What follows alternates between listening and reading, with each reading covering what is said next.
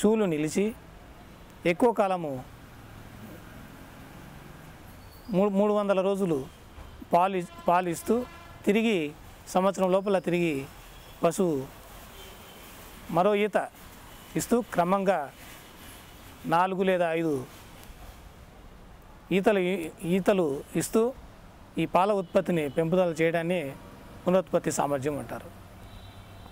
FAO recommendations ప్రకారం కొన్ని standards ఉన్నాయి. ఆ ప్రమాణాల ప్రకారము మన దేశవాళీ గేదె లేదా ఆవు అయితే 200 కిలోల బరువు తక్కువ లేకుండా మొట్టమొదటి ఎద 200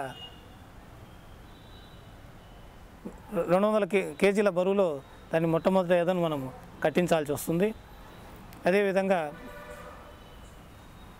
ఈతకు మధ్యలో 12 నుండి 14 మాసాలే ఈ గ్యాప్ ఉండటం వల్ల ఎక్కువ సంతానము ఎక్కువ పునరుత్పత్తి సామర్థ్యం పెంపుకోవచ్చు. మంచి పునరుత్పత్తి సామర్థ్యం సాధించుకోవాలంటే ముఖ్యమైనది పోషణ. పశుపోషణ చక్కగా చేసుకుంటే మంచి పునరుత్పత్తి సామర్థ్యం సాధించవచ్చు. పోషణలో సాధారణంగా ఎండుగడ్డి 5 కేజీలు, పచ్చిగడ్డి 25 నుంచి 30 కేజీలు ఒక ఆవుకు లేదా గేదెకు మనం ఇవ్వాల్సి వస్తుంది. పునరుత్పత్తి సామర్థ్యాన్ని పెంచుకోవటం కోసం రైతులు వారి పశువుల్ని సకాలంలో ఎదను గుర్తించడము, సకాలంలో కృత్రిమ గర్భధారణ చేయించడము, చూడి పశువులను జాగ్రత్తలు తీసుకోవటము, ఈనే సమయంలో జాగ్రత్తలు తీసుకోవటము, ముఖ్యంగా పోషణ విషయంలో మంచి దానా ఇవ్వటము, మంచి పోషణ కల్పించడము, మంచి వాతావరణం కల్పించడం వల్ల ఈ పునరుత్పత్తి సామర్థ్యాన్ని పెంచుకోవచ్చని తెలియజేస్తున్నాం. ఏం చేయను? సరే నేను వెళ్తాను. అలాగా? సరే సరే సరే సరే సరే అలాగేనండి.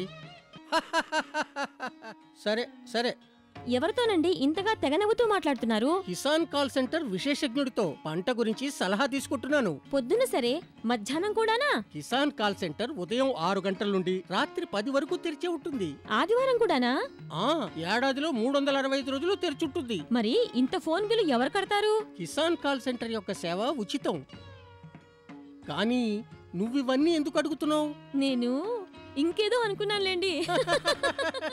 రైతులారా, వ్యవసాయ సంబంధిత సమస్యలకి మీ భాషలో వెంటనే సమాధానాన్ని పొందడానికి దేశంలోని ఏ ఫోన్ నుంచైనా జాతీయ హెల్ప్ లైన్ నంబర్ 1800 పై సంప్రదించండి. రైతుల నేస్తం కిసాన్ కాల్ సెంటర్.